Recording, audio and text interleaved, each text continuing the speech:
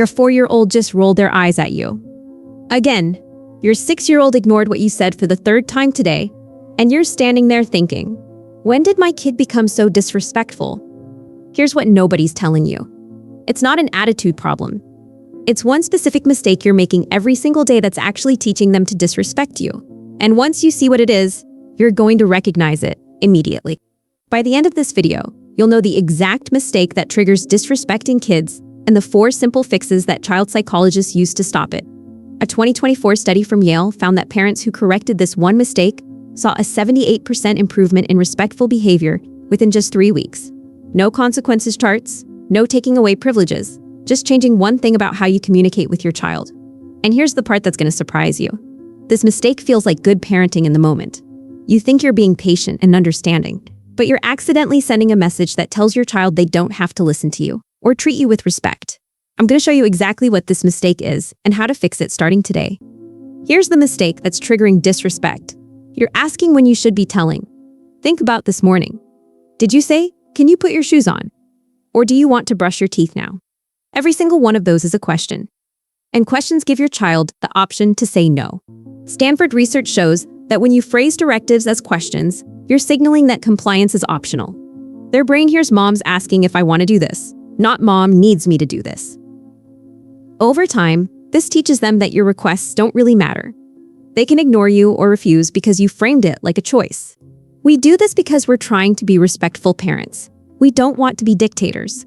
But child psychologists from the University of Michigan found that young kids actually need clear direction, not constant negotiation. When everything is phrased as a question, they feel like everything is up for debate. That's when disrespect starts creeping in. Fix number 1 is switching from questions to clear statements. Instead of, "Can you put your shoes on?" you say it's time to put your shoes on. Instead of, "Will you come to the table?" you say we're eating now. Come to the table. Instead of, "Do you want to clean up?" you say time to clean up your toys. Here's why this works. Research shows that children respond better to clear, confident direction. When you make a statement, you're communicating that this is what's happening. There's no question, there's no debate. This isn't mean or harsh, it's clear. And kids actually feel more secure when they know what's expected. Yesterday morning, I caught myself saying to my son, "Do you want to get dressed now?" He said no and went back to playing. I stopped myself, walked back over, and said it's time to get dressed for school, pants or shorts today. Notice I didn't ask if he wanted to get dressed. I told him it was time, and then gave him a choice within that boundary. He got dressed. No fight, no argument, because I communicated clearly. The mistake parents make is thinking statements sound mean. They don't. They sound confident. And kids need parents who sound confident. When you constantly question, they sense your uncertainty and they push back. When you state clearly, they respond. Fix number 2 is stop repeating yourself. How many times do you tell your child to do something before you actually make it happen? 3 times? 5? Every time you repeat without following through, you're teaching them they don't have to listen the first time. Johns Hopkins research shows that kids whose parents repeat directions become parent deaf. They tune you out because they know nothing happens if they ignore you. They've learned your pattern. Here's what to do instead. Say it once clearly. It's time to turn off the TV and come to dinner. Count to 5 in your head. If they don't move, walk over and make it happen. Turn off the TV yourself and physically guide them to the table. No yelling, no repeating. Just calm follow-through.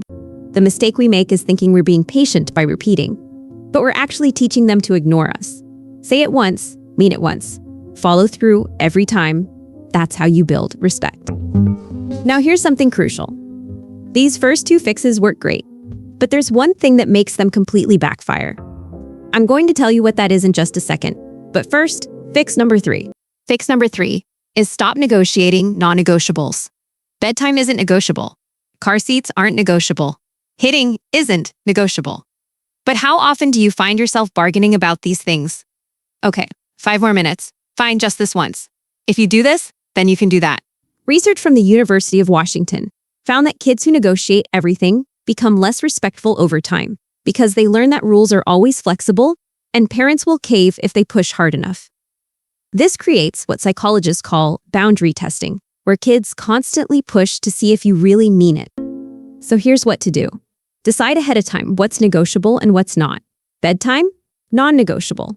What pajamas do they wear? Negotiable. Brushing teeth? Non-negotiable. Which toothbrush? Negotiable.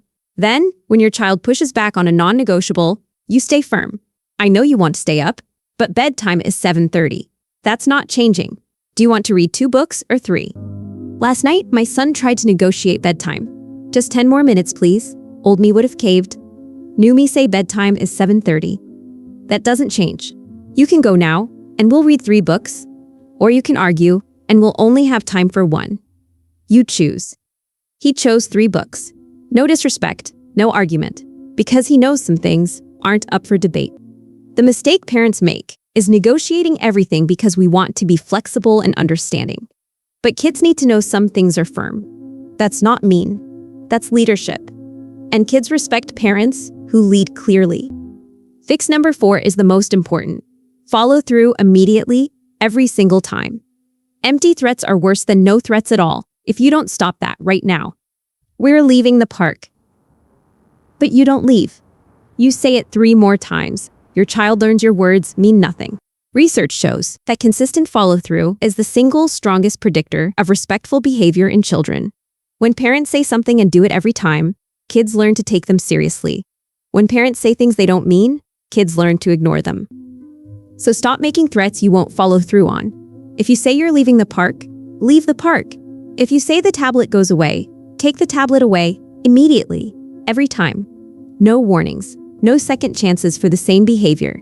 You said it, now do it. Yesterday at Target, my daughter asked for a toy. I said no. She started whining. I said calmly, "If you keep whining, we're leaving the store right now." She kept whining. We left, cart full of groceries. We just left. She hasn't whined in a store since because she knows I mean what I say. Now that mistake I mentioned that makes all of this backfire. It's the saying these things with an angry or frustrated tone. If you're using statements instead of questions, but you're yelling them, you're not building respect. You're building fear or resentment. The key to all 4 of these fixes is staying calm. Your tone has to match your words. Firm but calm, clear but kind. "It's time to clean up," said calmly, is effective. "It's time to clean up," yelled in frustration, teaches them nothing except that you're angry.